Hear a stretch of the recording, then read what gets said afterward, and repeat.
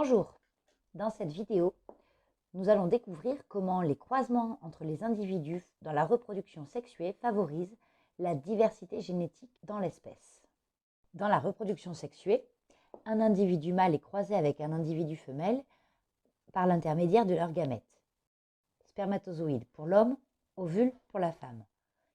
Il y a fécondation à l'origine d'un nouvel individu qui est absolument unique d'un point de vue génétique. Nous allons essayer de comprendre pourquoi. Chaque cellule d'un être vivant contient le nombre caractéristique de chromosomes de son espèce. Dans notre espèce, les humains, 46 chromosomes, c'est-à-dire 23 paires dans chacune des cellules. Sauf que les gamètes ne peuvent pas contenir ce nombre-là, parce que s'ils fusionnent, cela donnerait beaucoup trop de chromosomes pour le nouvel individu. Lorsqu'on observe la photographie ordonnée des chromosomes d'une cellule, comme par exemple la cellule œuf, nous voyons les 23 paires de chromosomes organisés et nous distinguons la 23e paire qui est composée pour un homme des chromosomes X et Y.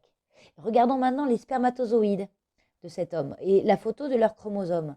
Et on constate là qu'il n'y a pas 23 paires de chromosomes, seulement 23 chromosomes. D'ailleurs, cela implique que pour le 23e, c'est soit le chromosome X, soit le chromosome Y, comme sur la photo qu'on a là. Si l'on prenait le karyotype d'un ovule, on constaterait aussi qu'il présente seulement 23 chromosomes. Donc à retenir que les gamètes contiennent seulement la moitié des chromosomes de l'espèce. Ainsi, lorsqu'ils fusionnent, chacun apportant la moitié, cela reconstitue le karyotype complet constitué de paires de chromosomes pour le nouvel individu. Représentant le mécanisme qui a lieu dans les ovaires et les testicules, et qui permettent de former les cellules reproductrices.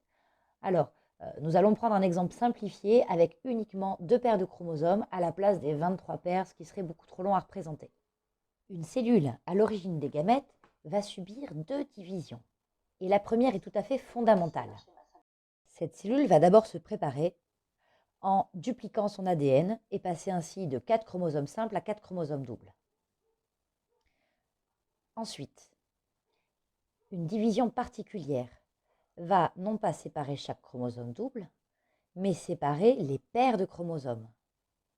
Ainsi, on passe de 2 paires de chromosomes à 2 chromosomes dans 2 cellules qui deviendront à un moment des spermatozoïdes ou des ovules. Ensuite, une deuxième division classique, elle, va multiplier le nombre de gamètes en séparant les chromosomes. Chaque chromosome double deviendra un chromosome simple pour doubler le nombre de gamètes. Lors de la première division dans la formation des gamètes, en séparant des chromosomes homologues, on va introduire au hasard une grande diversité dans les combinaisons possibles. Et vous le comprendrez mieux à l'aide d'un exemple comme celui du groupe sanguin et du facteur Rhésus, où on va prendre en compte 2 paires de chromosomes. Prenons l'exemple du groupe sanguin et du facteur Rhésus, avec une personne qui est du groupe A+, et qui serait hétérozygote. Elle a donc les allèles A et O pour le groupe sanguin sur ses chromosomes numéro 9 et les allèles plus et moins sur sa paire numéro 1 de chromosomes. En se formant, chaque spermatozoïde ne reçoit qu'un seul des chromosomes de chaque paire. Et cela peut donc former des combinaisons différentes, soit l'allèle A s'associe à l'allèle moins,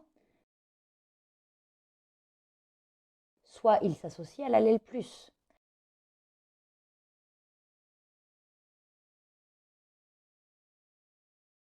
Ça peut être aussi l'allèle O qui va atterrir dans un spermatozoïde combiné à l'allèle moins. Ou encore O avec l'allèle plus. Et on a donc 4 spermatozoïdes qui vont transmettre des informations différentes les uns des autres. L'exemple d'une femme qui serait du groupe sanguin B+, et hétérozygote elle aussi. Un ovule pourra être porteur de la combinaison B-, B+, O- ou O+.